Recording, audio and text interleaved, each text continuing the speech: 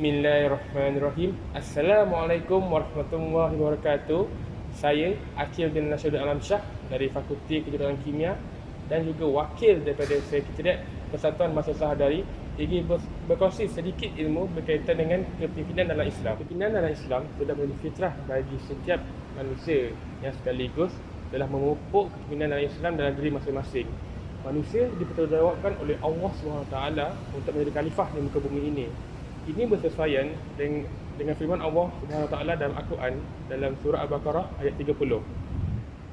Ingatlah ketika Tuhan berfirman kepada para malaikat, maksudnya, aku ingin melantik seorang khalifah di muka bumi ini.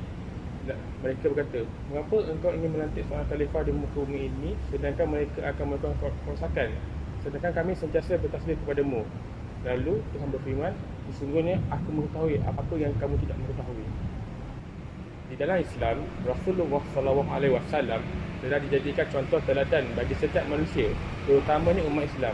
Ini kerana kepimpinan dalam Islam yang dibawakan oleh Rasulullah SAW amatlah baik serta berlandaskan ajaran Islam.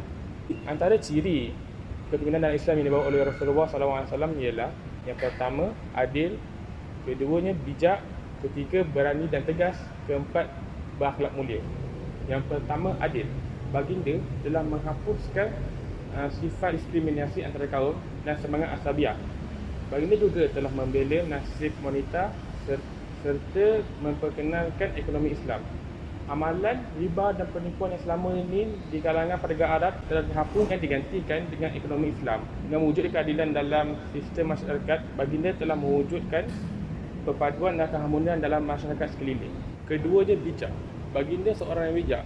Baginda amat bijak dalam mengatur strategi peperangan. Contohnya, walaupun bilangan tentera Islam amatlah sedikit, namun dengan kepintaran yang ada pada baginda dapat menumpaskan 1,000 orang tentera Quraisy Mekah ketika peperangan Badar.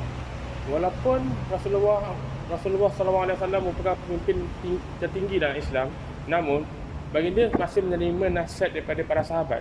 Contohnya, baginda menerima nasihat Salman Al-Farisi untuk menggali parit dikelilingi kota Madinah ketika peperangan Khandaq. Ketiga, berani dan tegas. Baginda bukan sahaja sebagai seorang rasul dan nabi, malahan baginda juga merupakan pahlawan yang berani. Baginda sentiasa mengetuai setiap peperangan walaupun dengan jumlah tentera yang sedikit. Kerana baginda berasa bertanggungjawab untuk meniupkan semangat jihad di kalangan tentera Islam. Ketegasan ini dapat dilihat dengan menyingkirkan kaum Yahudi, Bani Qainuqa, Bani Nadir dan Bani Quraizah setelah melanggar piagam Madinah. Keempat, berakhlak mulia.